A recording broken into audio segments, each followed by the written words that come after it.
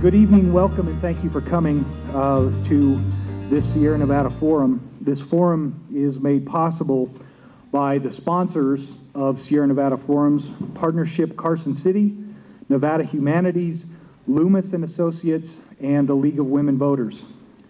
My name is Jason Woodbury. I'm the Carson City District Attorney, and I'll be your moderator for tonight's discussion. The subject that we'll be evaluating tonight is the proposed initiative to allow for the recreational use of marijuana in the state of Nevada. That proposed legislation will be presented as question 2 on November's general election ballot.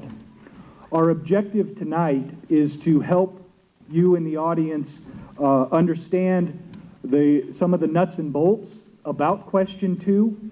It is more complicated than a simple question about legalization, yes or no. It is a somewhat complex piece of legislation, and we hope to help you understand a little bit about that tonight. We will also be presenting to you 2 individuals with some arguments, both in favor and against the proposed initiative. And finally, we'll be presenting you with the feature of tonight's event, the District Attorney from Denver, Colorado, Mitchell Morrissey. Time permitting, and let me emphasize time permitting, there will be an opportunity for question and answers. The reason I say time permitting is that there is a lot of information that we want to present to you tonight. We want to make sure that all the speakers, in particular Mr. Morrissey, has ample opportunity to present to you the information that he came here to present to you. So you have that understanding, and I know everybody, this is a very hot item, obviously. Everybody's got some questions that in a perfect world we would have time to address.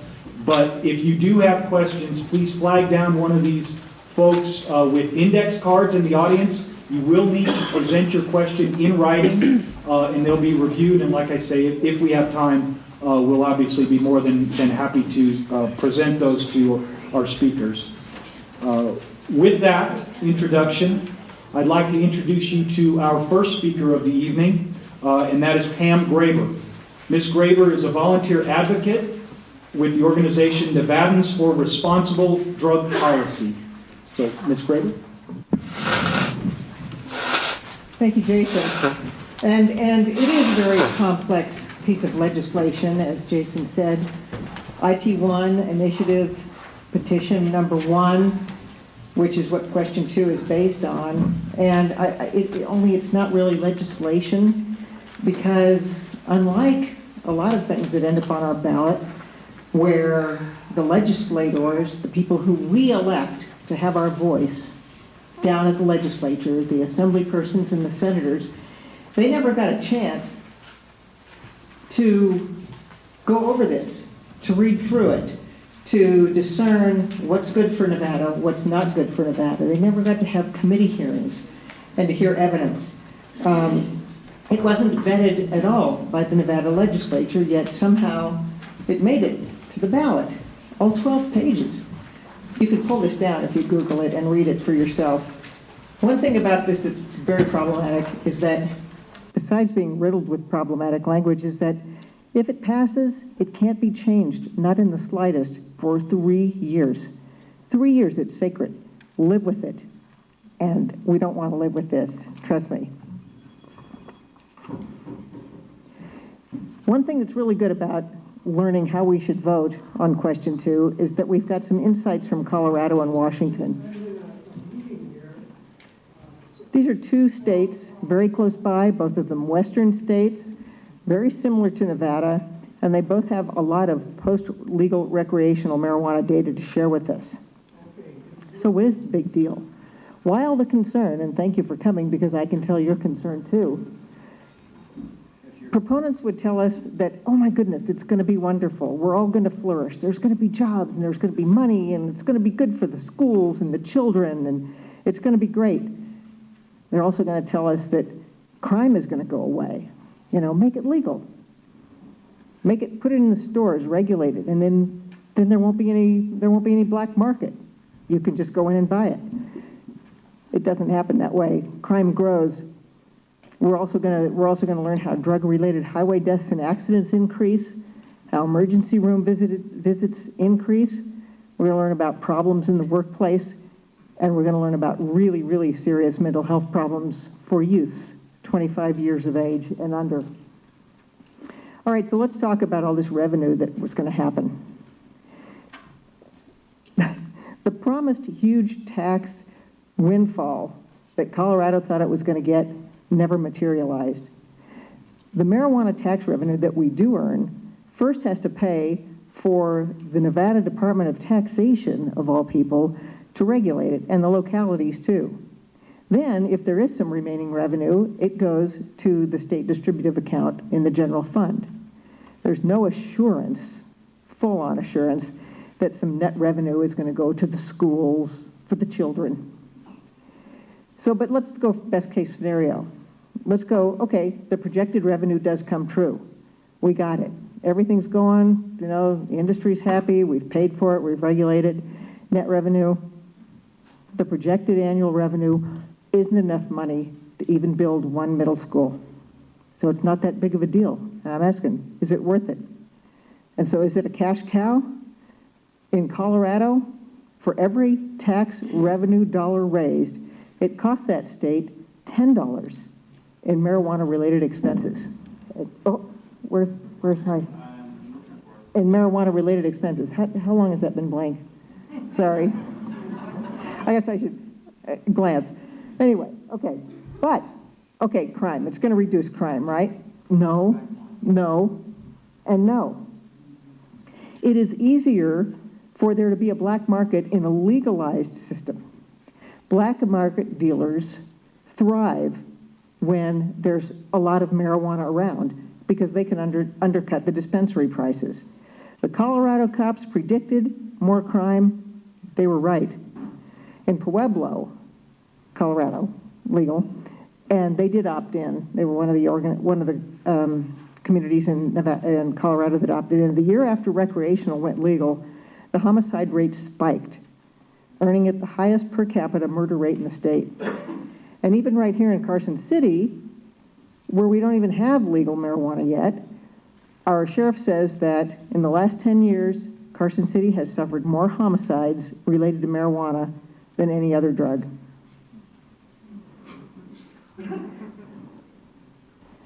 Drug-related deaths in Colorado and Washington have been on the increase. Just last June, the AAA Foundation issued a report on Washington State saying that after recreational marijuana became legal in 2012, marijuana-involved traffic fatalities doubled in that 2013 to 2014 years.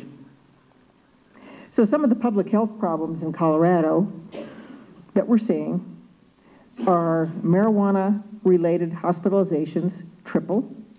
We're seeing emergency room visits up 30%. We are finding that calls to poison control are up from 20 to 100 a year. We've got traffic fatalities related to THC, and THC is the psychoactive ingredient in marijuana. Traffic fatalities related to THC up 44%. We're seeing drug-related school suspensions climbing, and there's a great article also that you can get your hands on. This was in Fortune magazine just a couple of months ago. Is pot losing its buzz in Colorado? It's a great article. I recommend you read it. One of the problems is that the potency levels of today's marijuana and all these emergency room visits and these calls to the poison center and stuff, this all has to do with the potency levels. You know, this is not your mother's weed. You know, back in the 60s, the stuff that we smoked was like 0 to 5% THC. It was just mild and lovely. And the hybrid strains, the hybrid strains now, you're saying, and this is just the flower. They're coming in, they're hovering around 25 to 30%, with the concentrates coming in as high as 90%. And the big problem with these edibles is that they're uncontrolled, they're unregulated, they're out of control. We've got problems with homogenization in the edible. That is to say that there's the same amount of THC on that side of the cookie or brownie or whatever as there is anywhere else. It's crazy. We've got issues with determining serving size. So what is it? What's the serving size? One little bite of the cookie, one big bite of the cookie, half the cookie, part of it, 1 ounce out of a 12-ounce beverage? What is the serving size? Maureen Dowd, a TV journalist, was in Colorado shortly after they went recreational, and she was covering the story, figured she should probably do something, she should probably experiencing it so that she could really write a good article. So here she is in her hotel room doing a story on legalized recreational marijuana, which that day she had purchased a little package of something. She goes ahead and eats this stuff. She's on the floor of her hotel room until the next morning. She swore a hotel security guy was going to find her there and thought she had a heart attack or something. She wasn't dead. She wished she was dead. It was horrible. Edibles, problems. Just like problems with the highway, with traffic pullovers. We just don't have a way of measuring impairment. With alcohol, we've got the .08, the blood alcohol. Marijuana is very funny, the way it hangs out in your fatty tissue, and we're just not there yet. So this isn't so much about never, ever, ever. This is just, it's a premature situation, and definitely not something we should be doing with IP1 for and by the industry. Okay, I move on. Workplace problems. What are we finding in Colorado? Okay, so if the applicants can pass the drug test and you decide you want to hire them, some of the things you're going to see, because this is what they saw in Colorado, was an increase in accidents in the workplace, an increase in workman's comp claims, and an increase in absenteeism. And Northern Nevada is preparing for Tesla jobs. So legal recreational marijuana leads to normalization, which means it's available to youth. You know how it is. It's legal.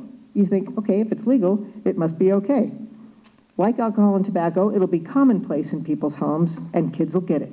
The young brain, not a good thing. Increased chance of addiction, increased likelihood of depression and psychosis, impaired academic achievement, loss of IQ points, 8.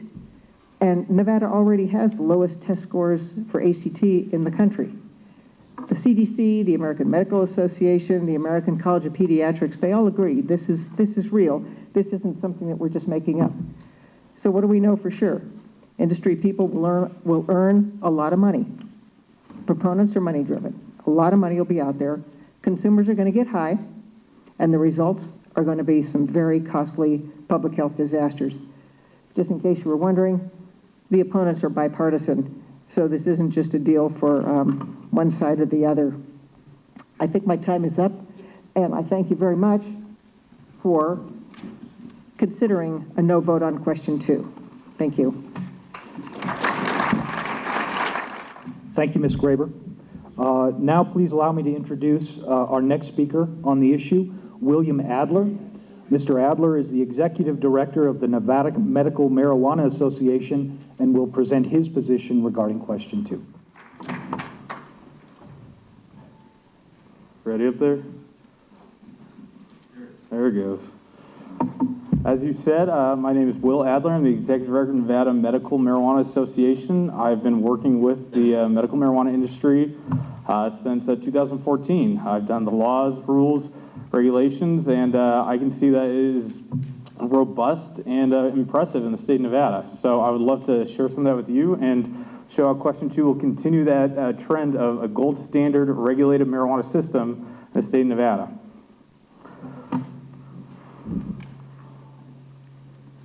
There we go. So what will question 2 do? It will regulate the sales of marijuana to adults 21 or older. It also adds a 15% excise tax on the wholesale value of marijuana. So anything sold in Nevada will go directly through a 15% taxation process and end up in the distributive school account that is for building schools, funding education, everything. Legalization of the possession of 1 ounce of marijuana or 1/8 of an ounce of concentrates. That is a distinction written into the initiative. The sale of recreational marijuana will be strictly controlled, just like Nevada's current medical marijuana market, which I'll go into at length. There will not be a few things as well. We will not be changing Nevada's DWI laws or DUID laws. This indicates that we will not have any preferential treatment or any protections at the traffic stops. Nevada currently has the most strict DUI law in the country when it comes to marijuana, which is 5 nanograms per liter of blood. That's 5 billionths of a gram, and that will not be changed under question 2.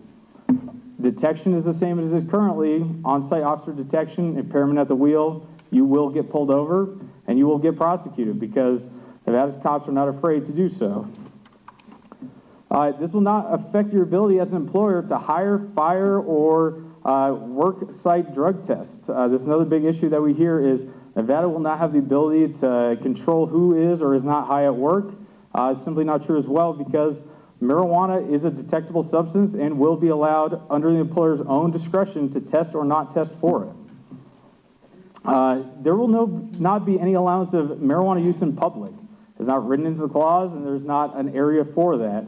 Currently, you cannot consume medical marijuana in public. You cannot do that with recreational marijuana either. No one will be allowed to sell marijuana outside the regulated system as well, or grow marijuana outside the regulated system. It's a big concern in a lot of states like California that allows a patient grow model where you get excess growth that can't be sold in dispensaries that ends up on the black market or gray market. In Nevada's market, we have in the medical marijuana system that has full seed-to-sale tracking and accountability. That means if a plant is grown or born or cloned inside a facility, it gets an instant digital tag and tracked throughout the life of its growth. And when it's sold at a dispensary, it gets its death in the data stream. If any part of that is broken, it can be audited and monitored by the state directly in their state data stream. It is not a system that has any lax or loosening or gray area at all. Okay, this will also, to be clear, because this is a big topic for a lot of folks, not affect the current medical marijuana laws in Nevada. Under medical marijuana laws, you have certain rights if you're a patient card holder. You will still have those rights after recreational marijuana. How will marijuana be sold? Similar to the medical marijuana market, we will see a regulated marijuana system that has full accountability and tracking. All marijuana tracking, as I said, has a seed-to-sale tracking registry. You know exactly where the plant is in its life cycle until it's harvested, then where it ends up at a dispensary, and when it's sold out the door. There's no spot where you can have a math error or any lack of accountability, because if you are, you can be audited by the state and be detected immediately. This same system will be implemented for the recreational model. Marijuana also has a perception that we're going to be the next Starbucks. We're going to prop up on every corner. This initiative dictates that there will be no more than 130 dispensaries, and that's if every county wishes to partake in the state of Nevada. That's crucial because in a lot of states like Washington and Denver, we have seen hundreds of marijuana dispensaries show up. For Nevada, we wish to limit them, to limit the public perception of them as well. That is also done. Marijuana that's sold in retail stores will be tested to the highest level of any product sold in America. It is tested to a higher level than pharmaceuticals, alcohol, tobacco, any agricultural product you buy in a store. Nevada's lab testing program is extensive and onerously hard to pass. You cannot have pesticides, fertilizers, herbicides, fungicides, any foreign matter, any microbials on it. It is the cleanest product possible to the extent where we have failed lab tests, and because they failed those lab tests in the medical program, they are thrown away because we will not allow them to be sold in Nevada. You also have a full battery, whether it's a green leaf marijuana plant or it's a concentrate or any sort of product sold in the store. It must come with a potency and a recommended usage included with the sale of the marijuana. This will also be continued from the medical to the recreational marijuana program. And then no sales can be conducted outside the state license program. This is the big thing because in a lot of states we see marijuana dispensaries will set up shop, like in California, and then allow others to sell under their license.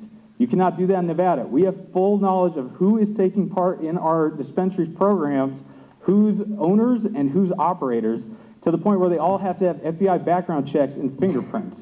So we know the black market has not made its way into the regulated market for medical. It will not do so in the regulated storefronts either when question 2 passes. So a few statistics for our own economic study that came out by RCG Economics Report. It's on the website. It's 84 pages long and very, very extensive. So there will be, in the first year, nearly $500 million in sales for regulated marijuana in the state of Nevada. It's pretty light estimate, actually, is what most people said, but it's what we got. There will also be $60 million in direct taxes and fees from the sales tax at the retail end and just general fees for dispensary ownership, cultivation ownership, everything else that goes directly to the state in the first year. And that will continue annually from there on. Also, we are predicting $20 million going to Nevada schools directly. And in this industry, it's not just about what the tax dollars are, it's about what the industry does itself. We will be employing 6,200 people by year 2 in the recreational marijuana market. Put that in perspective, Tesla is hiring 6,500 people, possibly at their maximum, and we had to give them a $1.1 billion tax break to come here. Regulated marijuana will do this for nothing.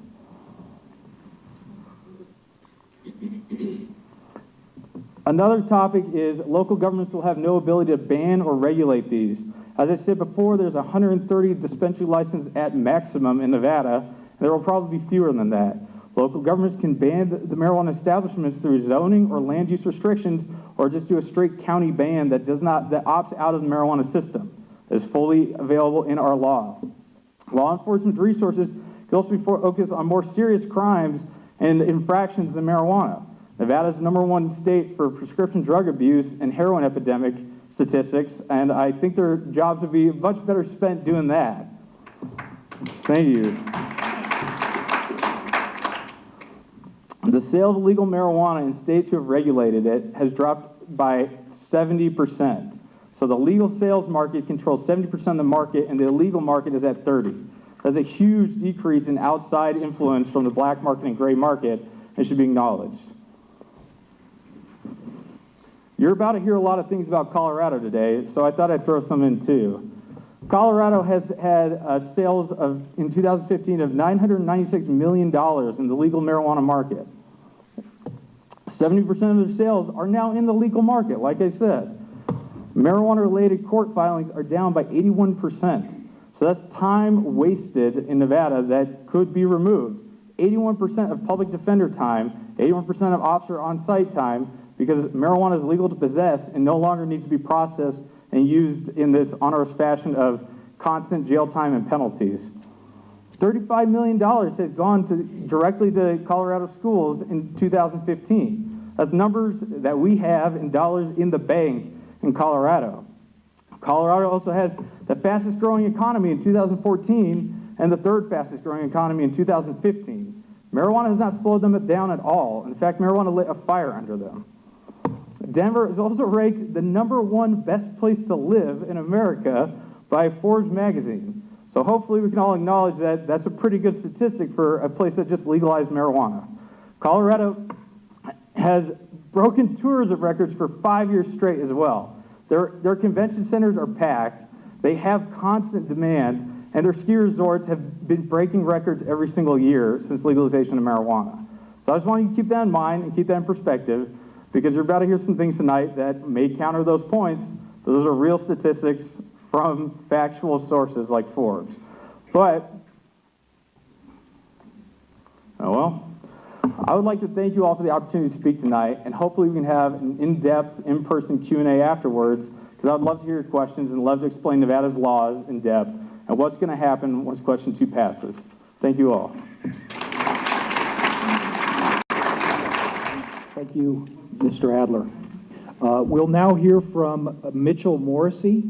Mr. Morrissey is the elected district attorney of Denver, Colorado.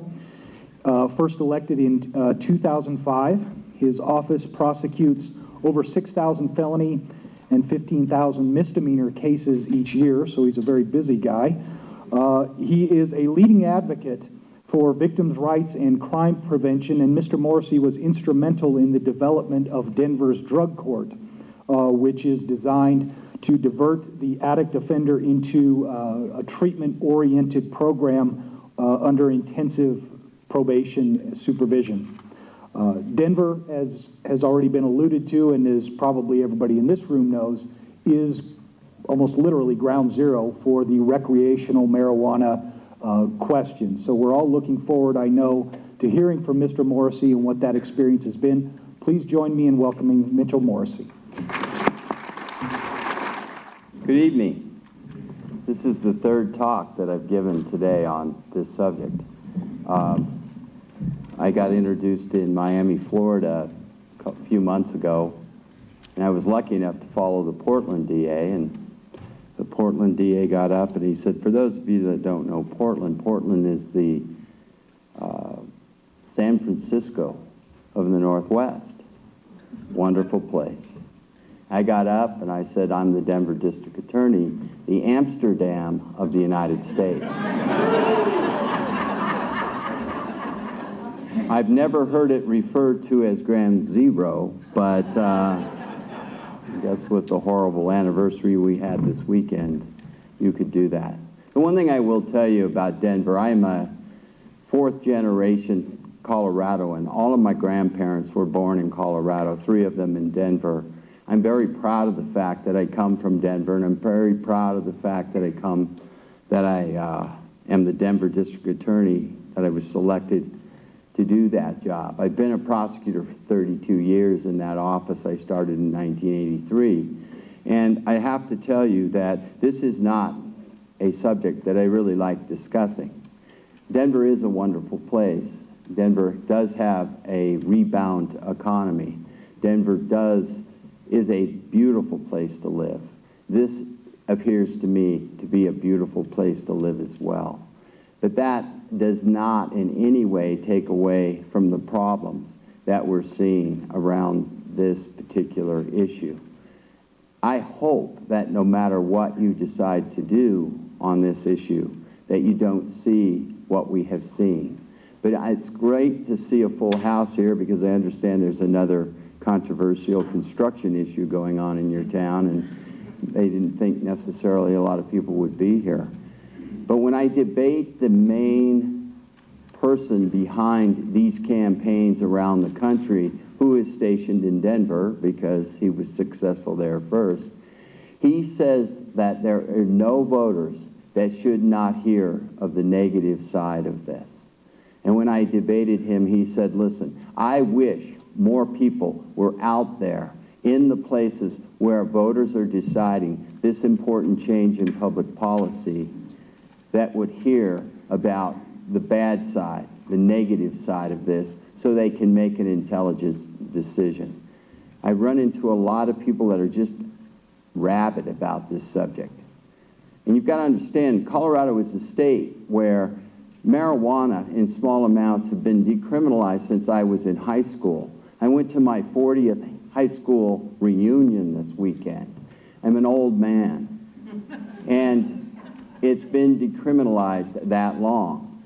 When I was in high school, you could not go to jail for marijuana in Colorado for small amounts. You could get a $100 fine. And if you were sober enough to stay and go to court, you could not possibly go to jail. So we came from that and became one of the first medical marijuana places, and then became one of the first, if not the first, I don't know exactly when the Washingtonians voted it in, but they didn't put it into play as early as we did. So some of the things that I'll talk to you about, we were taken by storm by this, and really kind of knocked off kilter. And I try to leave time, so I'm going to move through this quickly. I'm going to try to leave time for your questions. So I talk just about the legalization, the impact on crime in Colorado. I don't talk about the impact on kids unless we're talking about a crime. I don't talk about, the impact on young brains. You need to talk to doctors about those things. I don't do those things. There are plenty of studies out there about what this substance does to individuals, but that's not my job. I prosecute crimes, and that's what I'm here to talk to you about.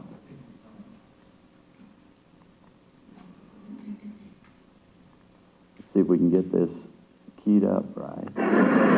Folks, for the first time, we're talking about legal recreational marijuana. It's a whole different ballgame from medical marijuana, which is used to treat nausea, glaucoma, and the terminal lack of recreational marijuana.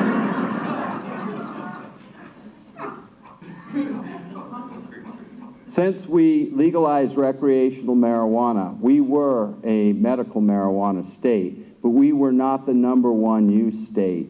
We are now that in every single age category. So sadly, we are #1 in the use by our youth, by our college-age youth, I consider them youth, and by people over 26 years old. So for instance, we were 14th when we had just medical marijuana when it came to people over 26 years old. But we are #1 when it comes to use of marijuana in the state of Colorado.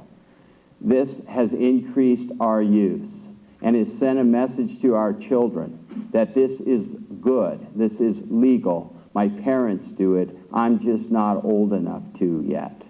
And that's the message that marijuana has sent to our community. There are countless myths about this. And one is that there are a lot of people in our penitentiaries for small amounts of marijuana. That's not true. I've told you since the 70s in Colorado, you couldn't even land in the county jail. All you could get was a $100 fine. But if you look at this statistic and that percentage of people in prison for marijuana possession, this is not a crime that you go to prison for. That is a myth. I've known that. My office doesn't even handle and never did handle the small amounts. We're the state prosecutors. We would turn that over to the city to handle those. Marijuana, like I said, it's the Amsterdam, and it's good to hear that you're going to try to control the number of these stores. I'll give you an example of what Denver looks like. We do make money off of marijuana in Denver. You can see that up through 2014, we have made $148.8 million. Denver gets out of every $100 of marijuana, retail marijuana, we get about a little over $8 from that. And so you can see that it does make money. But just so you understand, the marijuana revenue in the state of Colorado is 0.7% of our state budget. This did not turn our economy around. We were lucky. Things like oil, those types of things turned our economy around. Our economy was at its lowest state in my lifetime when this came to our city. And the good thing about it, I guess, is it filled storefronts. And if you drive down Colfax, if you've ever been in Denver, if you drive down South Broadway, we have a place they like to refer to as the Green Mile, where there are 3, maybe 4 of these stores on one block, on every corner, with the lights and all of those things. So the idea that I hear that you're going to try to cover this and limit it, that's a good idea, because that's not the case in my city. You can see the number and the increase, cultivation facilities, which your law allows, and pretty loosely defines. We've seen a huge increase in those. I had never heard of this term before, but this is where they make marijuana-infused products. So the production, that has gone way up. Testing facilities have gone way up. And of course, the retail stores have gone way up since recreational has come in. This is Denver. Many of our neighbors have opted out of this. So if you have a state that can opt out, and I didn't read that in your amendment, and maybe you can. Ours is an amendment to our Constitution, so I call it an amendment. You probably call it something else. But this is really, if you see these little green lines, that's the border of Denver. We didn't opt out. Denver doesn't opt out of anything. We have the Broncos. We have all the football. We have all the basketball. We have everything. And we do not opt out of anything. We have some of the most dangerous places in the state of Colorado. I've got the smallest judicial district in the state of Colorado. 26% of the violent crime in the state of Colorado happens in this little area and it's called Denver, Colorado. So it's a beautiful place. It's a nice place. We've got a great football team, but you have to be careful there. And because of legalized recreational marijuana, you have to be more careful there than you used to. The recreational are the money signs, and the green are the medical. Some are both, but you can see in this area they're so dense that you can hardly even sort them out up around I-70. And off of I-70 up there, those are warehouses where they grow large amounts of marijuana. Those are the highways, and under the highways and the viaducts is where you get that skunk smell of the growing marijuana. And the illegal grows are there too because they smell just as bad. And to have the cover, they have to have the legal grows, or otherwise they're fairly easy to sort out. Somebody did talk about this not being, I have grandfather, not grandmother, but this is not grandpa's weed. It's all about THC, the psychoactive part of pot. 4 decades ago, the average THC content of marijuana seized by the feds was less than 1%. Through the years, better growing techniques led to more oomph. Last year, it moved close to 13%. Two tests found the marijuana we purchased was anywhere from 13 to 20% THC, on par with what they see at can labs. Now the average is probably about 17, and our highest THC to date has been 32%. That's leaf marijuana. There's been some discussion about the edible marijuana. The edible marijuana gets quite a bit higher percentage-wise. So this is really not the drug that you may be thinking that it was. You know, our legislature a while back allowed people to have more and more of this. And I kept saying, well, you don't need more and more of it. You know, back when you used to have to smoke a lid or whatever you called it of this stuff, now you can take one hit. It's a different drug, and it has an impact, an incredible impact on the individuals that use it. Legalization will make it a wonderful place to live.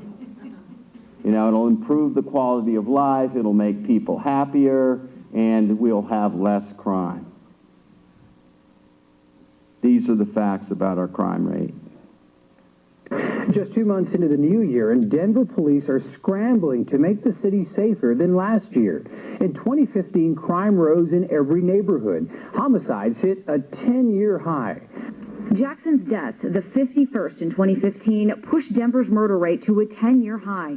That's perhaps the most startling, but it's not the only example of the crime wave that rolled through every neighborhood in Denver.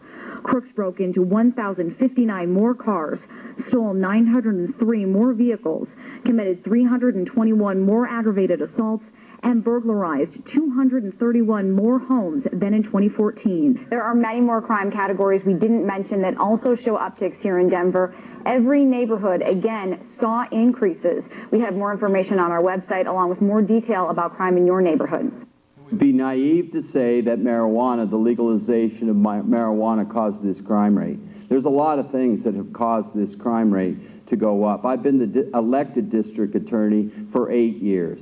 And I'm proud of the fact for 8 years we're able to reduce the crime rate, the homicide rate, to decades lows.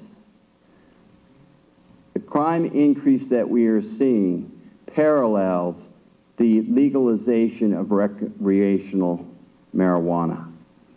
But I am not here to tell you that it is solely responsible for the increase in crime that we're seeing. There's been pressure on our penitentiary system, you know, the promise of all the taxation and everything. Well, we've been having to let a lot of really bad guys out of prison, and they come to Denver, and they commit a lot of crime. So I'm not saying that it is the legalization of marijuana, but it certainly has not helped us at all in this situation. So since 2012, you can see the numbers. We've seen a 44% growth according to the statistics. And you know, I got a police chief that doesn't like to admit, I don't know about your sheriff here, I'm sure, He's a very honest guy. But my police chief does not like to admit when the crime rate goes up. And finally, in 2015, he really had to just concede. But the problem I have as the DA is I have a case with a name, with the name of a victim on each and every one of those cases. And for the last 3 years, I can tell you honestly that the Denver police, my only law enforcement agency in Denver, has brought me more and more and more and more cases. So they can cook the numbers however they want. I've got real cases, real felonies, real violent crimes that have shown this increased number is correct. The decreased cost in law enforcement. It'll allow your law enforcement to chase heroin dealers as opposed to people with marijuana. That's what the myth is. That has not been the case. We spend more resources now on illegal marijuana because of the system that has been set up in our state than we ever have in my lifetime. And 32 years of doing this work, I guarantee you the cost to our law enforcement is far greater than it has ever been due to the fact that marijuana has been legalized. But it's not really. It's regulated. And the regulations do not keep the criminals from doing the types of things that we're seeing. Even the most simplest offenses. Our police, look at the increase in just the public consumption. You can't consume it in public there like you can't consume it publicly here. So those joint cases that the New York Times called me about and said, well, at least it'll free up all those guys that were arresting people for one joint. I said, do you really think we had a unit of the Denver Police Department that went around chasing people with one joint? And as New York Times reporter, he kind of went, well, no, I guess that was a stupid question. Yeah, it was a stupid question. But when this stuff is consumed on your streets, you know, we all know what it smells like. It's pretty easy to catch somebody that's doing that. And you can see the increase, the time it takes for an officer to issue the same citation that he would if it was one joint, although it's so much more prevalent that you can see a 318% increase in the most minor offense that we probably have when it comes to marijuana. We see it in our parks, we see concentrates, we see all of that. The good news in our parks, we seem to have some control. And we've recently put in a control that our parks, we can eliminate someone from being in the park with an area restriction. If they're caught using marijuana, they can't come back to the park for 90 days. Not a real strict penalty, but at least keeps them away from the kids and people that are playing in the parks. The black market is alive and well in Colorado. It is as live and well and based on marijuana as I have ever seen it. We are relatively close to Mexico, which makes it an attractive environment for international criminals to hide their criminal activity. They do that by legally purchasing the pot right here and doing their trades in the black market.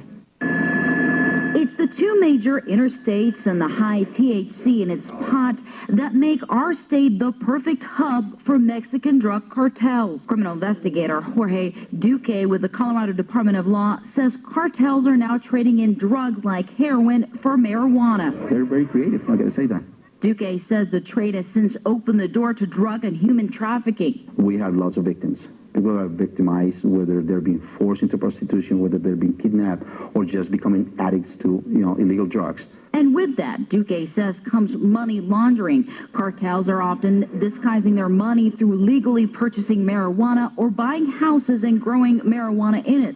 A profiting business that he says the Colorado Attorney General is now working hand in hand with the Mexican consulate in Colorado to crack down on. Shared intelligence between Colorado and Mexican authorities is what the Attorney General office is hoping would put a dent into a new prosperous criminal business in Colorado. It's not just the Mexican cartels. We've seen Colombians. We've seen, someone mentioned Pueblo, Colorado. Pueblo, Colorado has been inundated by Cuban cartels. They actually smuggle Colorado marijuana to Cuba because it has such great THC in it, but it goes throughout the United States. The way the model used to work was the Mexican cartels would bring it to I-25 and I-70, which is in the middle of my jurisdiction, and then they would disperse it out. They would go east, they would go west, but it was really the hub. And it really is for all kinds of trafficking. Human trafficking, cocaine trafficking, all of that. That was the model. We have taken the trip from Mexico to Colorado out of that model. But we still have the hub, but we grow it now. We regulate it, but we cannot control the volume of marijuana that is produced because it's virtually a trust system. You can put in the stem to seed, you can do all of those things.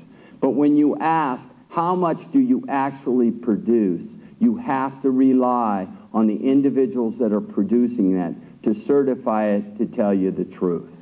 And a lot of these folks are not telling us the truth. So what we end up with is this mixture. If there's an open house in Pueblo, that house is getting purchased or rented and turned into a grow. That's an illegal grow. But what we're seeing in Denver is an incredible amount of what I call overgrowing.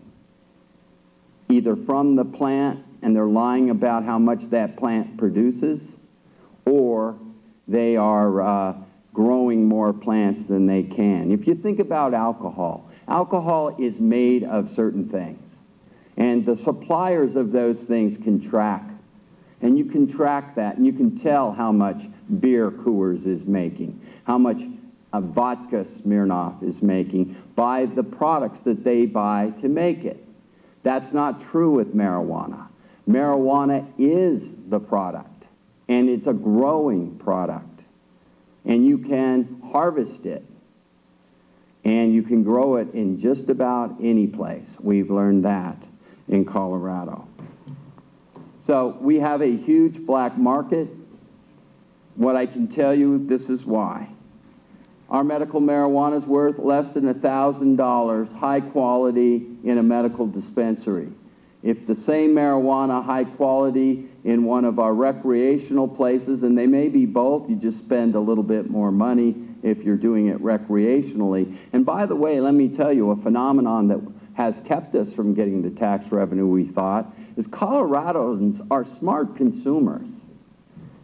There's a tax on recreational that there isn't on medical. So the Coloradoans get their cards and they pay this. The tourists, the people that don't qualify for cards, they would pay this in the very same dispensary. So those things we were promised about tax revenue, and I don't know your medical system and the taxing of it, but I guarantee you, you're going to pay less for this stuff if you can. So Coloradoans buy the medical with their card, one of the easiest things you could possibly get. If you suffer pain, you get a card, and you can see the difference there. But this high-quality marijuana is worth $5,000 on the streets of New York, on the streets of Philadelphia, on the streets of Miami. And that's worth overgrowing. That's worth lying about being the victim of a burglary. That's worth a whole lot of things. The idea is grow it in Colorado and get it out to the places where you can make the most profit. Because after all, that's all this is about. This is about greed and money. That's all it's about in Colorado. Don't care about the kids, don't care about the people that it impacts, you don't care about the people that get killed around it. It's about the money. And I have some very good friends of mine that went into this business wholesale. People I've known for years and years. And it's all about the money. By the way, if you want to check those, I went on the price of weed, global price index for marijuana, and got those numbers on Friday. So you can see the 30% increase and interdictions that have happened pre-commercial, post-commercialization of marijuana. You can see the different states we reach out to with our pot. You guys must get yours from Nevada or grow it yourselves, but you don't get a lot of Colorado pot, which is a good thing. But, you know, we have high-quality pot. So if you use it, you might want to try some of our Colorado pot. But you can see we reach out, and this is really where our pot is worth the most.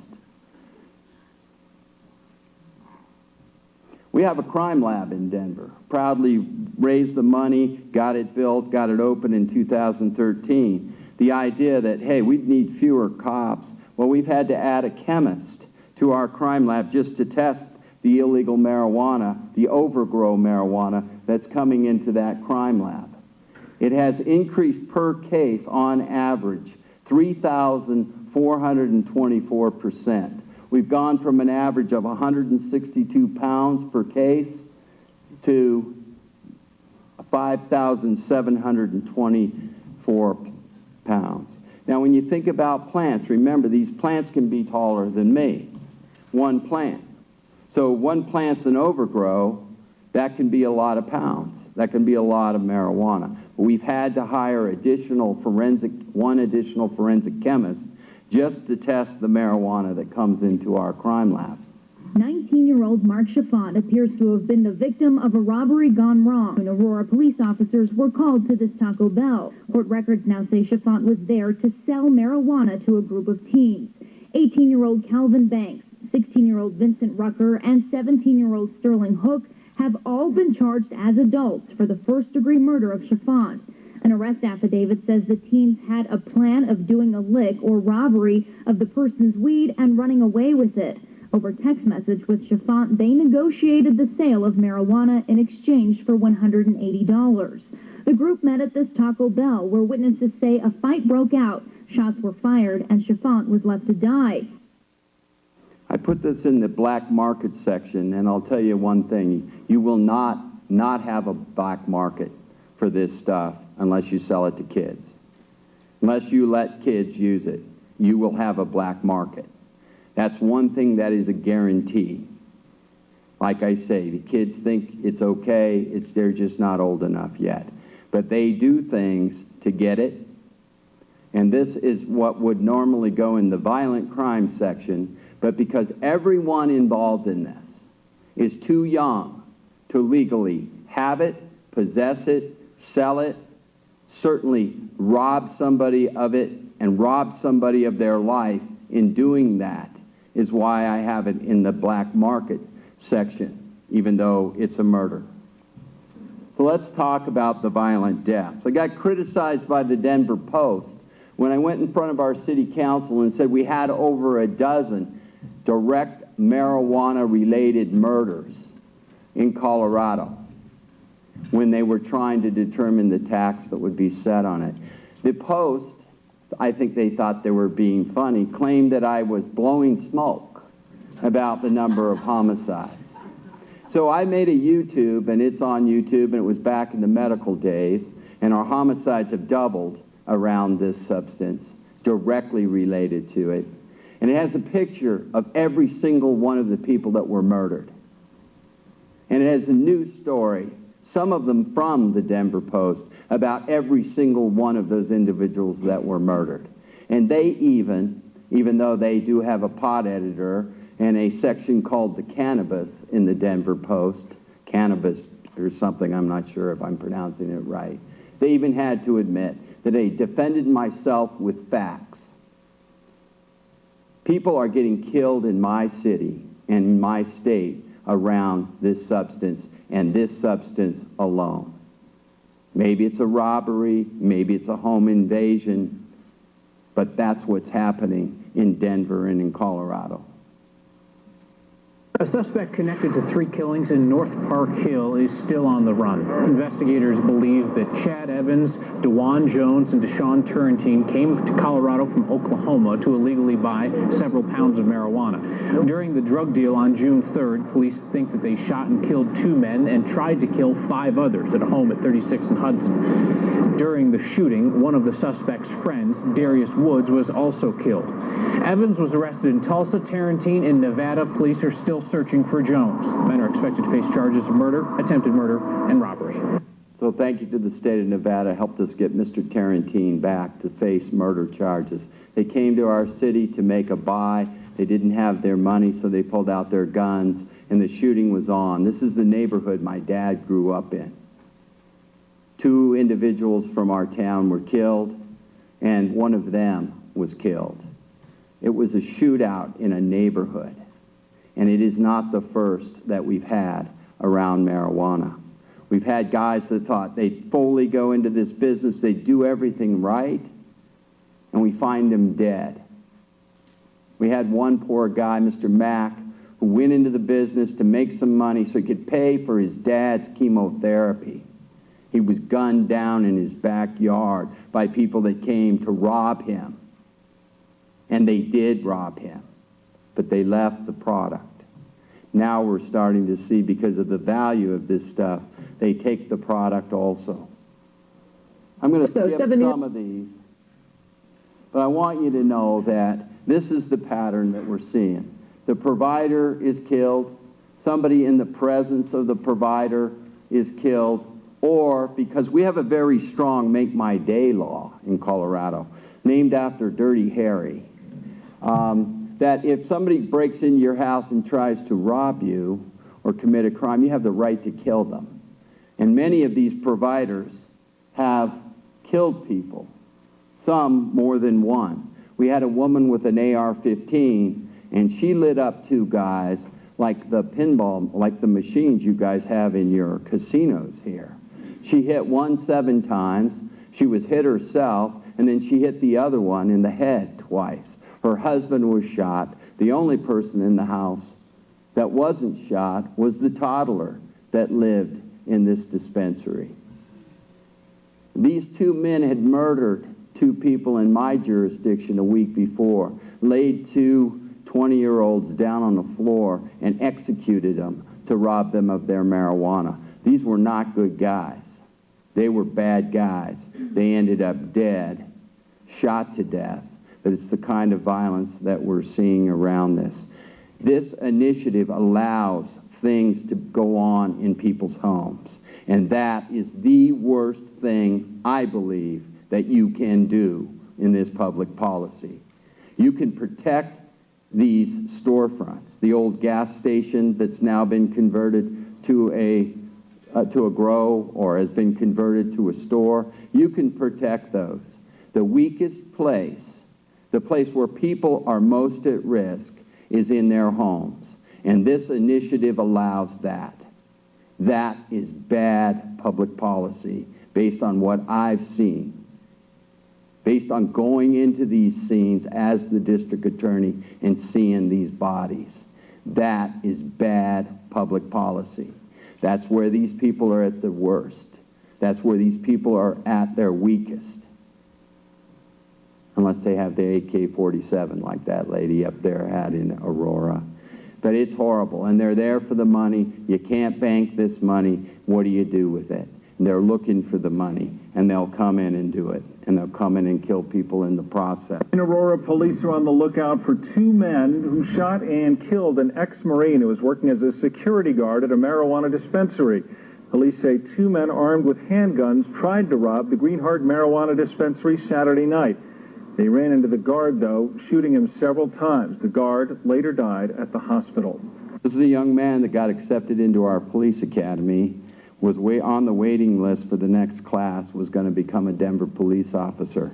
He was working to support his family as a security guard after getting out of the Marine Corps, where he served in the Marine Corps. And he was gunned down by what is probably 2 gang members that were trying to rob one of these dispensaries. Had they gotten past this guy, how they were going to get any money is very hard for me to imagine, because you saw pictures of what this dispensary looks like. It had top flight security, cameras, all of those things, but they still took this young man's life in the course of trying to rob this dispensary in Aurora, Colorado. We have all the crimes that we have the signs, and I'm not going to go into these, but these are where we find two roommates that have been killed. The marijuana's still there, the money's gone. And I got to tell you, sadly, most of these cases go unsolved. In Denver, we have solved about 3 of them, but we have unsolved a lot of these double homicides, a lot of these execution-style murders that we're finding. And so I'm going to skip through these, so hopefully I can leave some time. I do need to show you this guy, though. He packaged up some fine Colorado marijuana, and he shipped it back east. And finally, the guy that was supposed to receive it came looking for him. And on the front yard of one of our houses there in Denver, this man, in nothing but a pair of boxer shorts, blew his friend away with a 12-gauge shotgun. His friend came looking for him because he never received the shipment that he was supposed to get, and he had paid up front. Now, anybody that would trust somebody, this guy, to properly address an envelope. This is a good picture of him. I've got some bad ones. He did the address wrong. So somebody got a windfall. They opened their package and got a lot of pot. But this guy then ends up getting convicted of murdering his friend when his friend came looking for him because he misaddressed the packaging.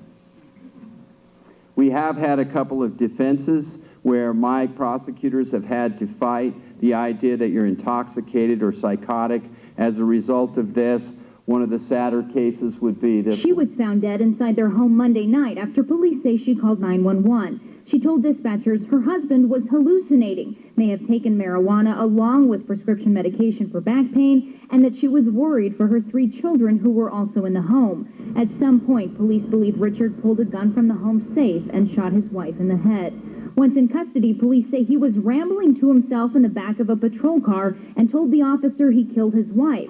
Police now know Richard visited the Nutritional Elements dispensary on Colorado Boulevard the day of the shooting and bought a marijuana candy and a marijuana cigarette. Christine Kirk was shot while she was still on the phone with 911. So we have a tape of him murdering his wife, and his claim is he was psychotic as a result of taking this substance. He had no pain medication in his bloodstream when we tested it.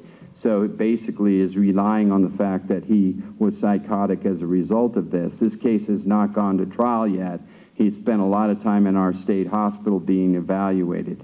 We also have the suicides that one of the speakers talked about. This young man is a tourist that came to ski in Colorado. 23-year-old Luke Goodman's charmed life ended last Saturday after he ingested marijuana edibles and smoked pot. He was in Keystone with his cousin Caleb Fowler on a family snowboard vacation from their homes in Tulsa, Oklahoma. The two spent $78 on marijuana edibles, but Fowler says when there was no immediate impact, Goodman kept downing these marijuana-infused candy edibles until he had eaten five times the recommended dosage. Hours later, Luke Goodman was paying the price. He would make eye contact with us, but it was like he didn't see us. He didn't recognize. It was like he didn't recognize our presence almost. By the very end, it was pretty weird. He seemed pretty relatively incoherent. When Goodman was left alone, he got his gun and shot himself in the head. This is one of 3 young men that I know that have done this. One stabbed himself numerous times.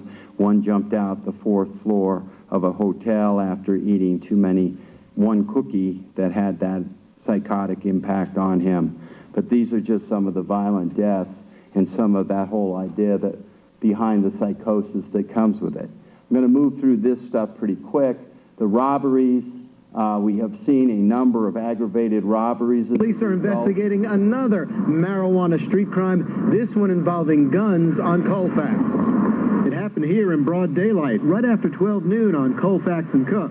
Police scanner traffic described 2 men with guns stealing just 3 ounces of medical marijuana.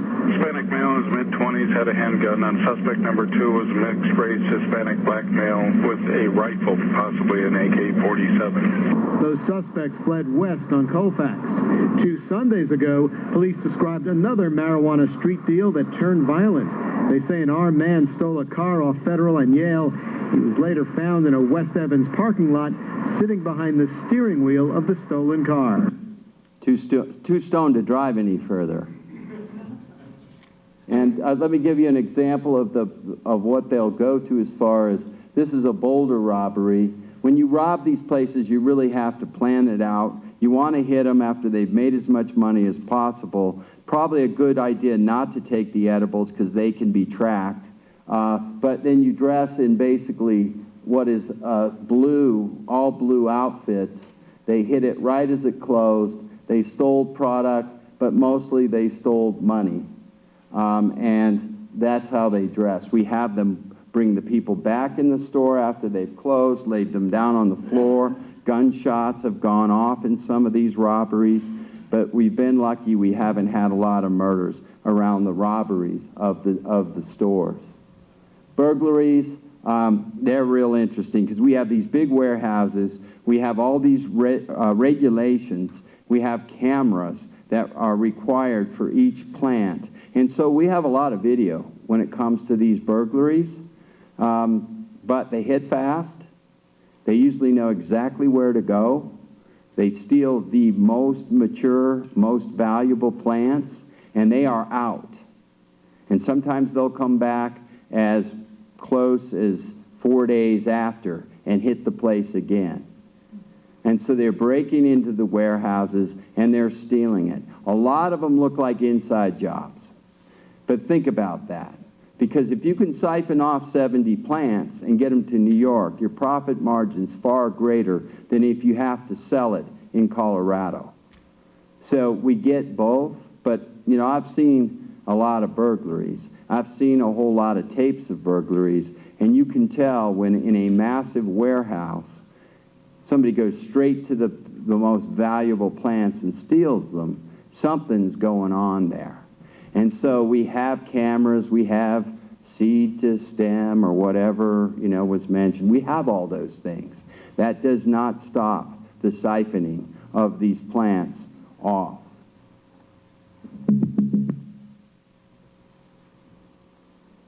As you said, 3 Fort Carson soldiers tried to break into this medical marijuana dispensary behind me. What they didn't count on was being locked in afterwards.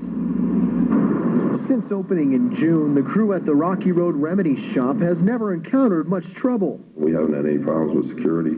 But all that changed Saturday morning when a group of 3 men broke into the medical marijuana shop around 2 a.m. You can see in this surveillance footage the 3 dressed in white breaking the doorknob at the back door. They're able to get in, but that's when their luck runs out. They were locked in. The 3 men, now dressed in black, all Fort Carson soldiers, desperately try to find a way out of the shop. You could see them here trying to bust open the front door when police arrived. Even if they had been able to get away, they would have done it empty-handed. All the inventory and the marijuana was put in the safe at night, so there was never any chance for the would-be thieves to access it. Owner Renzi Waddington is relieved the 3 were caught and can now look at the video and laugh a little. When you look at the security tapes, it is kind of comical watching them kind of running back and forth, trying to get away from the cops and from one end of the building to the next. Now, those aren't the brightest guys, but if you think about it, I mean, they brought a change of clothes. They went from white and dressed differently to these all-black, ninja-like looking outfits that they're wearing in the front. So the planning does go into this. I guess they just didn't plan on getting locked in the place and getting arrested by the police. We have this other phenomenon, and I don't know if you guys have had this out here, but we charge arson when individuals are making hash oil with butane and blowing up their houses. They do that on a regular basis. In fact, I'm going to skip the video on that and go straight to the statistics on it. We've had 44 since 2013. This was unheard of in Colorado before the commercialization and legalization of marijuana. But what they do is they cook the marijuana down so it becomes hash oil, and then they can use it, sell it, smoke it, whatever, but it's highly concentrated. The problem is this blows up when you use butane to do that. So we had one in the back of a warehouse, blew these oil barrels down the alley about 100 yards. And the eyewitnesses said, these guys won't be hard to find. When they got in the car, they were on fire. And somebody that's on fire in that situation has got to get medical attention and has got to get serious surgery. And sadly, or I guess it's the guys that are cooking it that end up burned up. We haven't had any toddlers yet. We haven't had any innocent folks. It's the cooks that blow themselves up. But this is extremely painful, and these people suffer horrendous burns as a result of this. And really, under our law, the only thing we could charge them with was arson for blowing the places up. The driving part, and you heard a lot about the driving. I'm not going to spend a lot of time on it. But we and Washington have both seen fatal deaths related to marijuana increase over time. And you can see those numbers. 47 of commercialization, 71 legalization, 105 most recently in 2015. Washington State is experiencing this as well. They've seen theirs double in the time that they've legalized commercial recreational marijuana.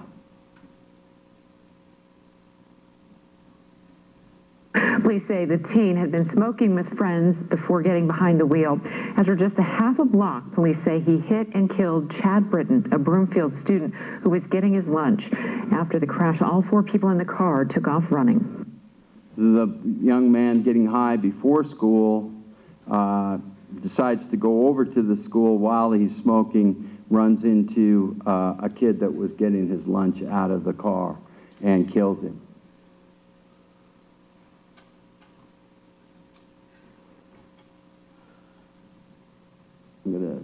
This is our police department. I've got to tell you, these statistics, when it comes to driving under the influence, either alcohol, prescription drugs, whatever, marijuana, a lot of it has to do with how much enforcement you have. If you cut back your enforcement, you see these numbers go down. If you add to your enforcement, you see these numbers go up.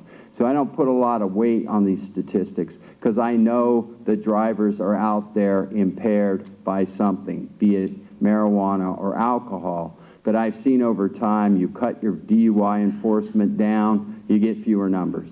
You increase it by 5 or 6 people, and you start to see the increases. Because the drivers are out there. Even with Uber and all the things that we have, taxi cabs, the cost of this in court, people are still driving under the influence of all of these things.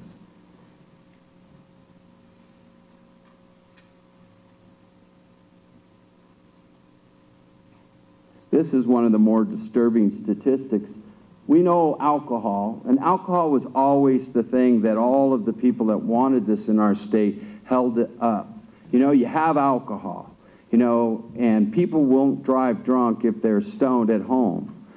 Those types of arguments were made. And my response was always, you don't understand the criminal justice system very well. Alcohol is a disaster in my business. About 85% of the people that I prosecute, somehow alcohol is involved. So if you want to compare it to alcohol, alcohol's the biggest loser. You want to be in that category by legalizing this substance and making it as potent as you possibly can. Then all that's going to do is cause people like me, your sheriff, people in law enforcement more problems.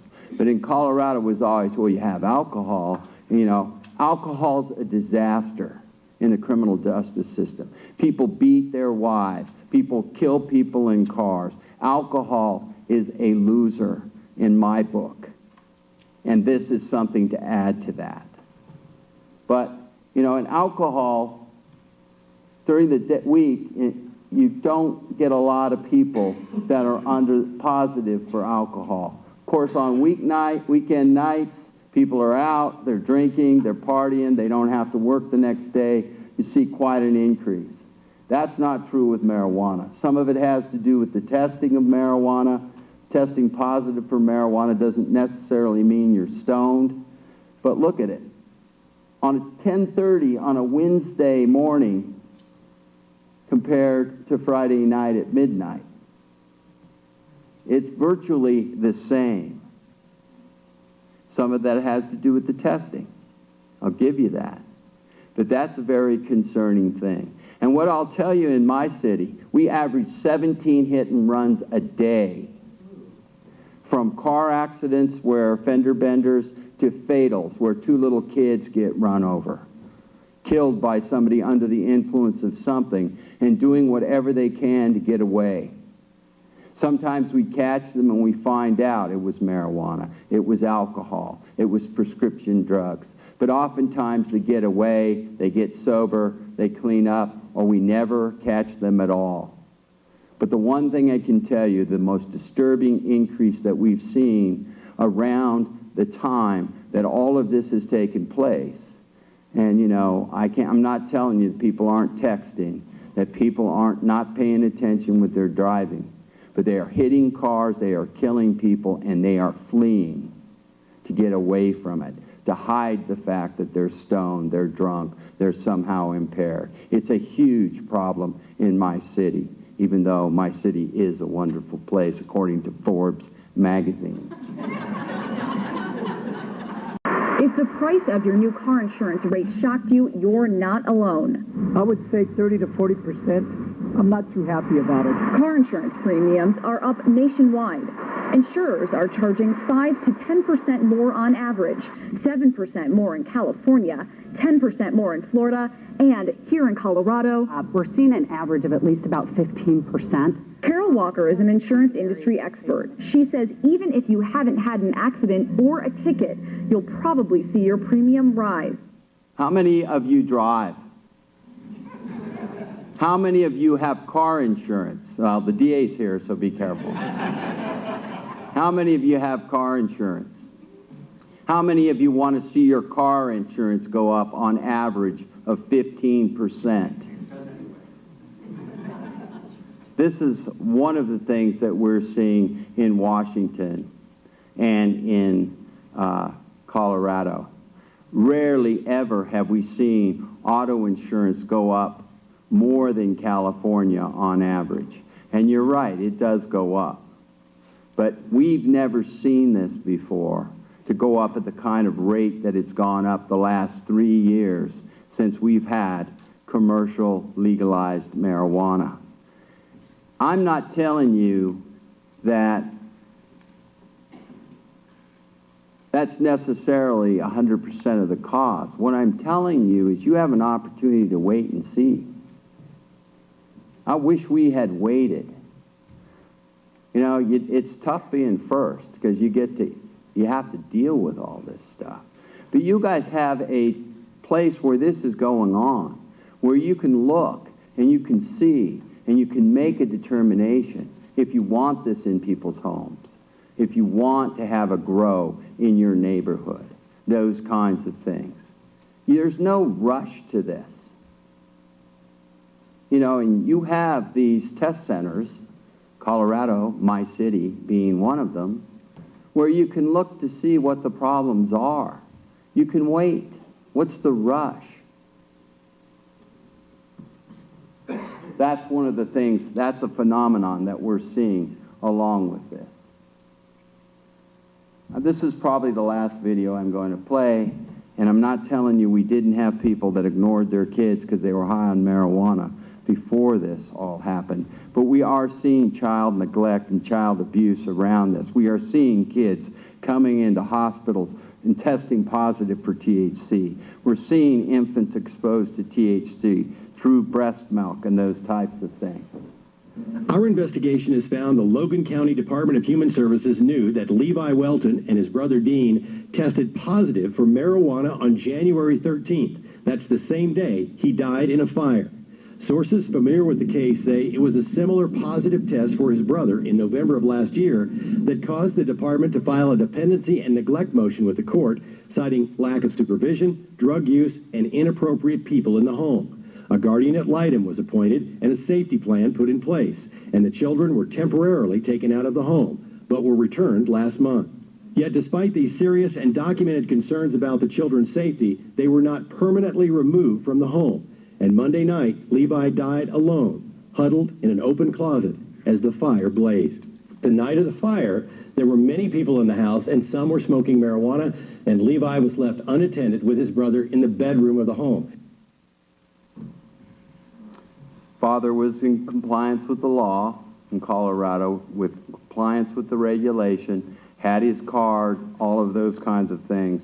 These boys were left alone, and boys will be boys. He started a fire, and he was killed as a result of it. Got 90 days incarceration as a result with 10 years probation. We have seen this phenomenon, and that is an increase in toddlers being poisoned. This is from the Rocky Mountain Poison and Drug Center. We've seen a large increase in kids that are getting into the edibles.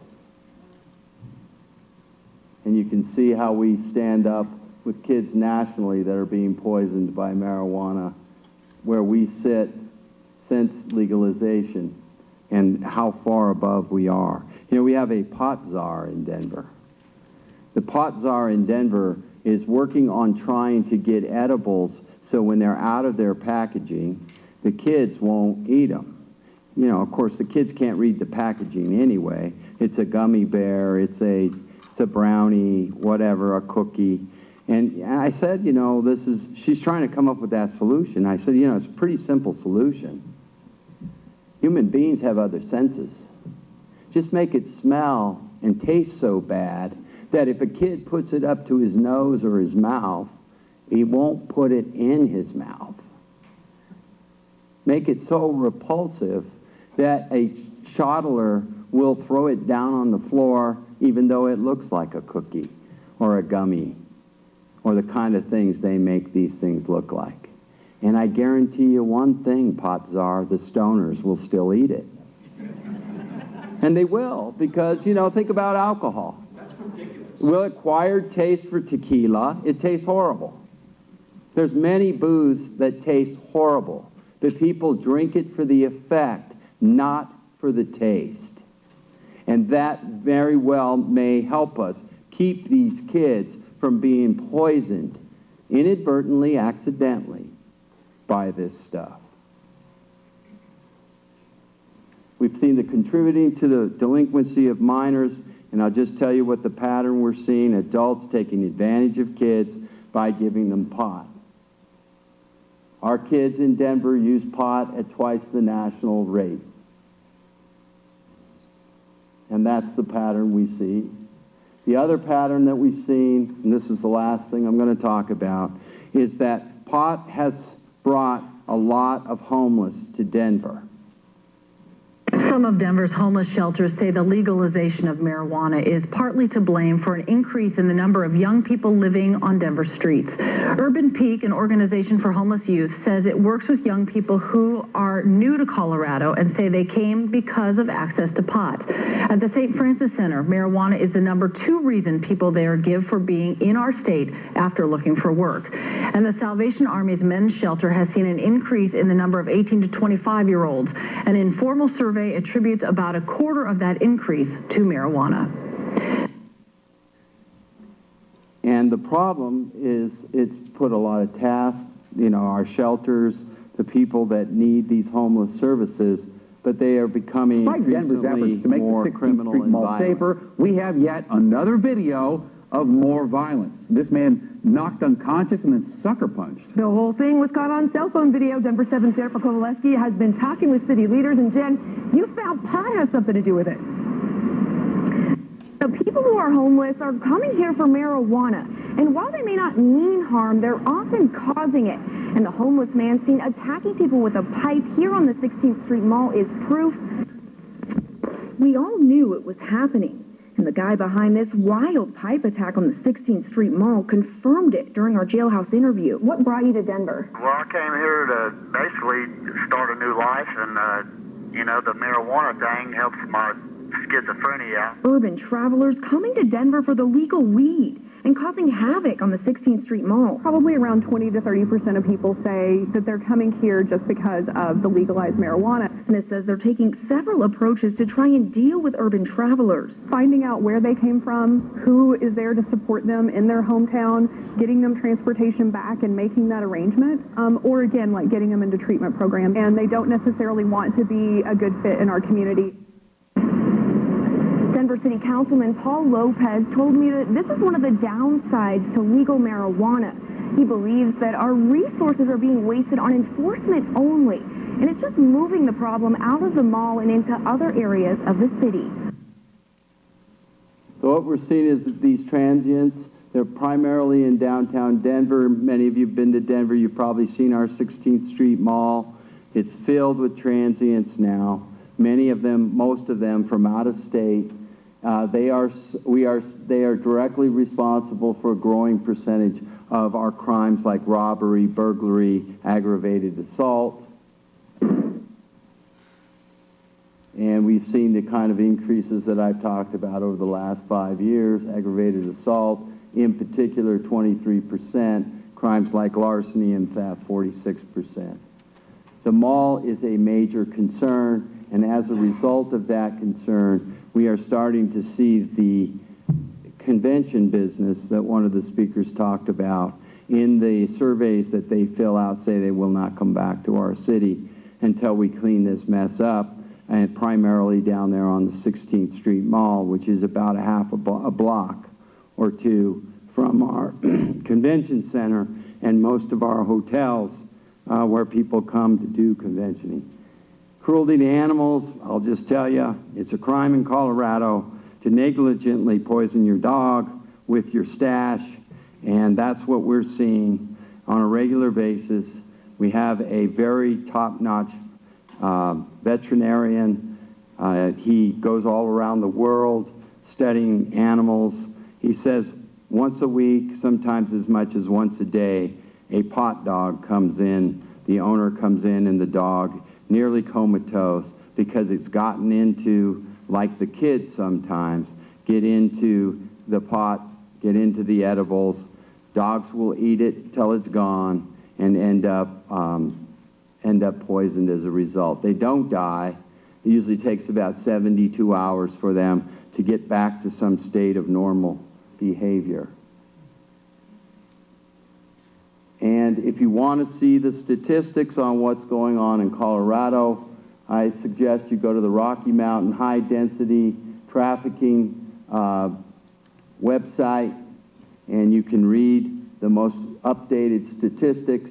They have a lot of statistics about emergency rooms, those types of things that I don't really talk about. That's all I have. Good luck.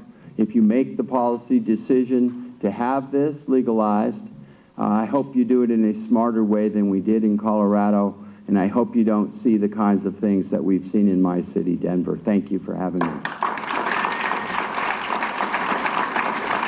The Rocky Mountain Hideout. So you do have some time for questions. Mitch, I don't know if you want to sit or... Okay. As a reminder, if you do have questions, please submit those on a card so they can be reviewed and addressed if they haven't already been addressed. One of the questions actually concerns, I think, a provision of the Nevada law. So I'll try to address that, and I'll ask Will and Pam if they have a different understanding of any aspect of it to chime in here. But the first question is, how closely will marijuana be sold around schools? And I'm referring to Section 10, subsection 5C of the proposed measure, and it says that no facility will be within 1,000 feet of a public school. Mitch, do you have a similar kind of regulation in Colorado? We do. It took the feds to promise to enforce that, to shut down the dispensaries that were closer. There were some that when we had virtually no regulation of this, that were within that range, but when the federal government said that they would shut them down, they went out of business. Next question, can money associated with marijuana be put in any banks in Nevada? And it's a Nevada-specific question, but can you speak to that in Colorado? It's not legally, you can't bank this money because of the concern of money laundering.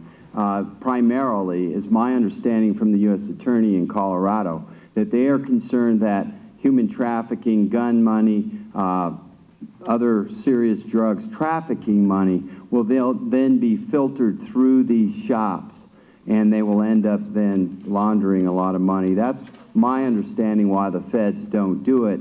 It also might be that this remains a Schedule I controlled substance and is federally illegal. And even though the feds do not enforce the law in my state around this substance, they cannot change the fact that it's illegal. So they don't allow it to bank it. If they did allow banking of this money, I believe a lot of the violent murders that we've seen would be reduced.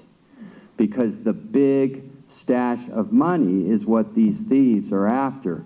These armed home intruders. These guys that are breaking in are looking for the money. We're starting to see them steal the product, but most of the murders we saw early on were about the money. You guys have a business here that used to be illegal that has a way of monitoring this money that you have with gambling. I can't understand why the pot industry in this country cannot come up with a model that would allow the money to be tracked along lines of gambling in the early days, that type of thing, to allow them to bank this money. I don't really believe they want to be able to bank this money because there is so much of it that can go undetected and untaxed. When there is a model for doing this here in the state of Nevada, and maybe you can put that in place, and maybe the rest of this industry across the country will decide that that is the smart way to go. But it talks about money counters, those types of things that are not part of your law and are not part of my law that would be required, I believe, for the Fed to allow you to bank this money. Will or Pam? Not sure if you hear me on this thing, but Nevada has taken a priority for the regulation of the cash system, and we passed a bill last session that would address that. The governor's office has taken a lead on it as well, and we believe because of our history of banking money that was, illegal back in the day, prostitution, gambling, things that we've done before, we've developed a history and a tolerance for banking the unbanked, and I think you'll see a system in about a year in Nevada. We'll be up and online. There you go. Okay, this one's for Mr. Morrissey. The Carson City Chamber of Commerce has properly questioned the implications of mandatory drug testing and how employers should deal with employees who test positive for marijuana. How is Colorado dealing with this? Well, our law is, I think, a lot like this provision here, and I don't know your medical marijuana law, but we pretty much let employers alone. And I think that there would have been much more opposition to this if they would have messed with employers and the employee situation. Think about somebody operating a forklift. Think about somebody working in a highly dangerous area that you need to make sure that they're not high, that they're not using narcotics of any type, to keep your other employees safe, to keep your community safe if you're talking about, the furnace of a electrical plant, that type of thing. We have left the employers to their own devices when it comes to this. I think it may very well have failed if they would have messed with employers and told employers that they couldn't do anything to prevent their workers from being stoned. Okay, thank you. And because that question was specific to Colorado, we'll just move forward here. I'm not sure you can answer this, Mr. Morrissey, but we've had a question submitted. Can you speak to a July 4th, 2014 P-51 crash with a student pilot having a THC level of 6.5 with a legal limit in Colorado of 5.0, and it references the Durango La Plata Airport. I don't know if you know anything about that. No, but I'll look it up when I get home. Probably find a video clip and put it in. No, I mean, you know, I don't really see how that's, you know, I mean, flying an airplane, driving a car. I mean, these are the kind of things you have to be able to do. Cars more specifically, because you're more likely to kill someone else innocent out on the road. I mean, we all know these things. You know, for 32 years, I've been trying to get people to stop drinking and driving, drugging and driving, all those kinds of things. And it's extremely frustrating to see these increases that have gone on now. Alcohol use has gone up in my city. I mean, it is extremely frustrating for somebody that has put out the message that we can stop this. All you have to do is not get behind the wheel of a car. We don't need another substance to get to the level, like I said, of alcohol. This question is for Mr. Adler. Mr. Morrissey is concerned about the consequences of growing occurring in homes. Will growing in homes be allowed in Nevada? And then commentary, it seems Nevada is doing it in a smarter way. Comments. This is something actually that we've gotten a lot of criticism for in our initiative, and criticism from people who are sitting at the table with me, is we actually restrict grow rights in the state of Nevada. So you cannot grow a medical marijuana plant or recreational marijuana plant if you're within 25 miles of a dispensary in the state of Nevada. It's something where it was implemented by our police departments, specifically Las Vegas Metro, back in the last session. They put a 25-mile radius around a dispensary in the medical law, so that was mimicked in the recreational initiative, as well as production products. It is a felony to try and produce any production product. It's called concentrated cannabis in Nevada. We had to make a new word for it. But anything where you're concentrating cannabis in any fashion in your home is actually a felony if you're doing that, because it should only be done by lawful production facilities. So says our state law. There's an exception to that, though, isn't there? If you are an agent of a dispensary, then that 25-mile radius thing does not apply to you. And your definition of residence is very, very loose. I mean, if you think about a residence, I mean, I have a house with a lot of rooms in it. Is every room a resident? I mean, when you talk about the plants that can be grown, I don't know if it's 6 or 12. I don't remember. It's 6. But if I have 6 rooms and each one of those is a resident, I rent those out to 6 different people. I can have 6 plants in each room. Yeah, based like on your California. loose definition of residence. We have a pretty strict definition of our medical marijuana residency, and it's anything within that 25-mile radius. So any part of that house touches a 25 miles close to a dispensary, which is a huge circle if you draw it on a map. I cannot grow inside of that. And then the clause for employees is so if they have marijuana transported outside the building, they still can't grow it in their home, though. It's just for outside of a facility's doors. But it says they can't grow it either inside their residency. I will kind of rephrase this question to put it in terms of the Colorado experience, and then ask either Will or Pam to chime in on what their estimate is. What's the estimate for the cost of inspection and regulation of marijuana establishments compared with the tax revenue? Well, that's what gets paid first.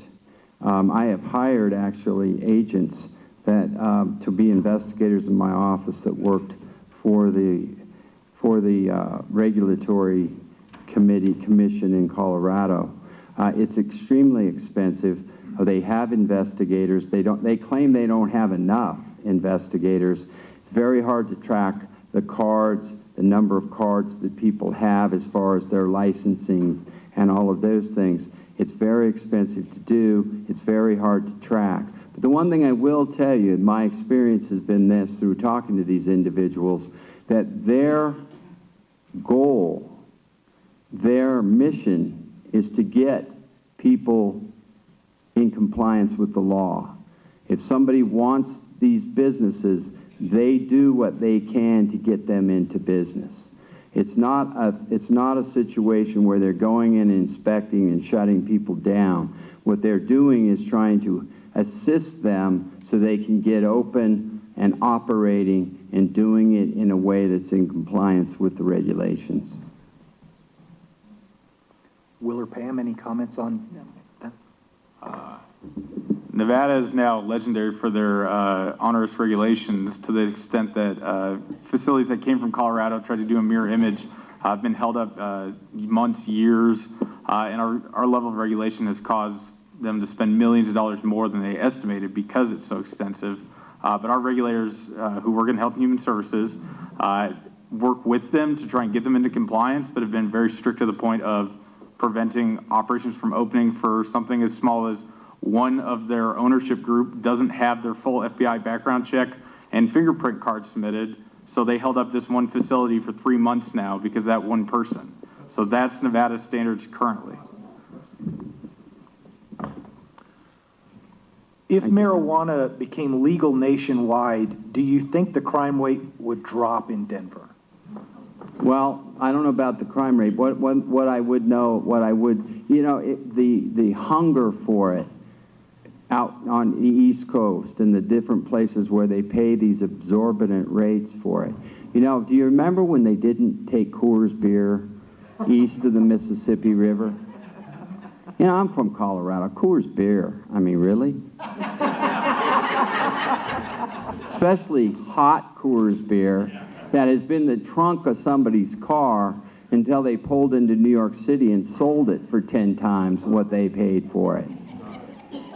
Once they started to refrigerate with refrigerator trucks and take Coors beer all over, and I think once Miller bought it, that has changed.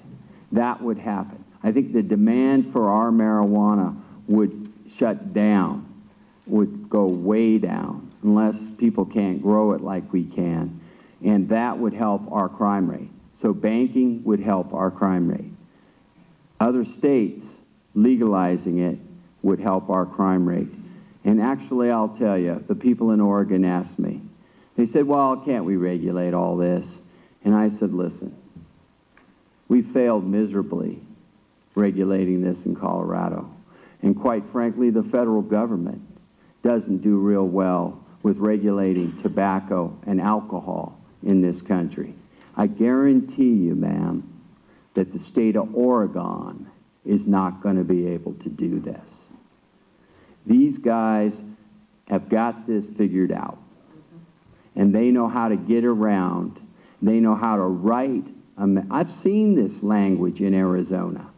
I've seen this language in Colorado. And I know the impact of it and the loopholes that are created by the very language that you have written in this. They're written by the same guys. And they're written to have the loopholes that they have to allow this to grow far beyond what your average voter thinks it's going to be. And so, you know, it's hard to regulate this. It sounds like your state is a master at it, but I have yet to see a state that can do it. The regulation of marijuana in Carson City, who would be responsible for regulating marijuana in Carson City? Whose job would it be? And Mr. Adler made a reference to zoning and land use measures that a local government can enact. I'll just refer people to Section 4, subsection 2D, which allows that and says sections 1 to 18 of this measure, basically the whole measure, do not prohibit a locality from adopting and enforcing local marijuana control measures pertaining to zoning and land use for marijuana establishments. So if this were enacted, and if Carson City enacted zoning regulations or land use regulations, that would be the responsibility for a code enforcement officer to enforce other illegal activity prohibited by this measure would be enforced by the sheriff's office. So is there any different view on that?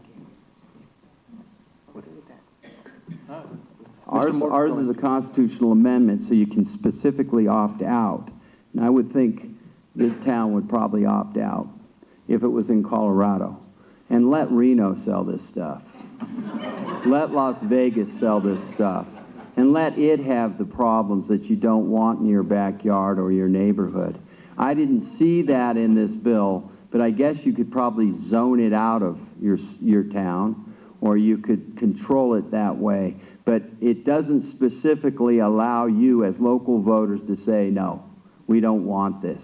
I'm surrounded by cities that say, no, we don't want this. Let Denver have this problem. The next question, how would drivers be tested for marijuana, and how well does the test measure actual impairment? Not a good test. If any of you have the test that does that, give me the name of the company I'd like to invest. It will be a billion-dollar company very quickly. The problem with marijuana, and I'm not a doctor, is that it is stored in your fat, remains in your bloodstream, and if you are a chronic user of it, you may not be high, and you may have a very high level of it in your bloodstream. So it sounds like you have the same nanogram for driving level that we have in Colorado, but that's really just an indicator to a jury to determine part of the facts that they would determine. Somebody that is not having any problems driving, the argument that they were not intoxicated, even though they had a very high level in their bloodstream, is successful with our juries. It's not a per se law like it is with alcohol in Colorado. It is here. It's not in Colorado.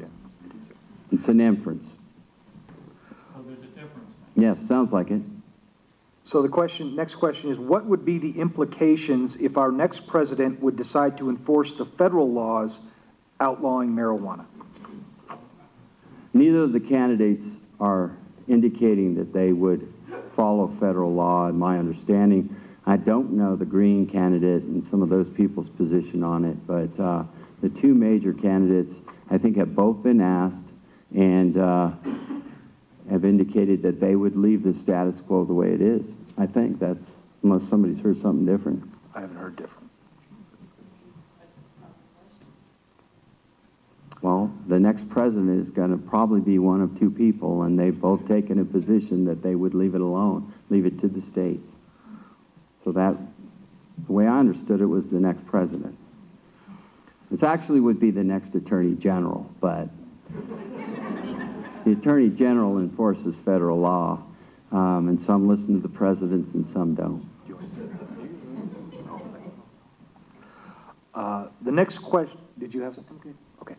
The next question comes from somebody who apparently uses medicinal marijuana and says, my question is, how do you feel about the known benefits of THC and justify the knowledge of how bad OxyContin is, and it is well known with massive overdoses that have happened with that drug, when THC can change a person who have illnesses that this drug plant can be of a benefit to?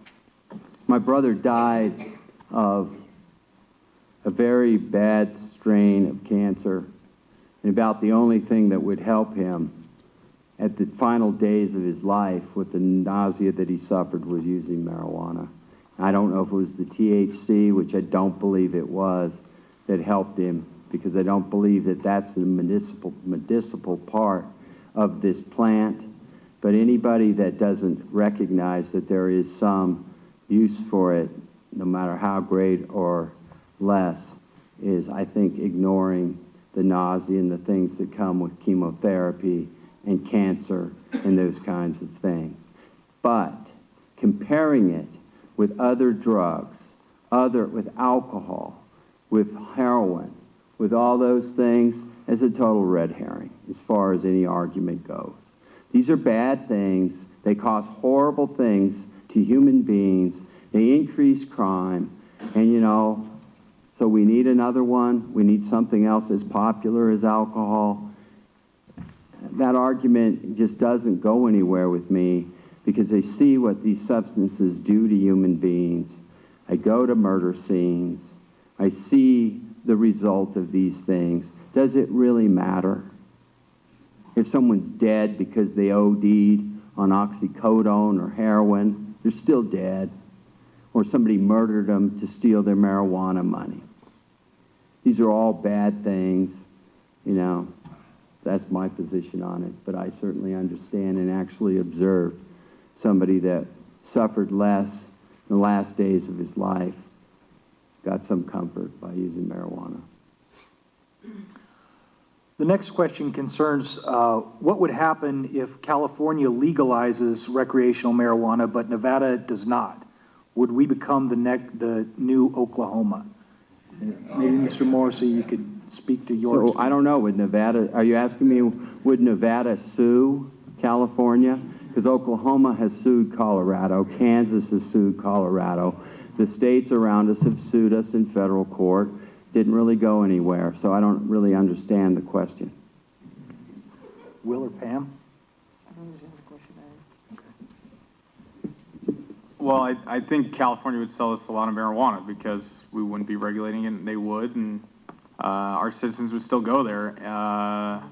I don't think, well, I bet you Adam Laxalt would sue California, though, in my opinion. He's very anti-marijuana, and he's our attorney general, so I would think so. Probably wouldn't go anywhere, though. Yeah, but still be filed. Okay, well, that's going to be all the time we have for tonight's discussion. Once again, let me thank you all for attending and sitting through this and hopefully learning some more and taking something away from this. Please join me in thanking all of our speakers again.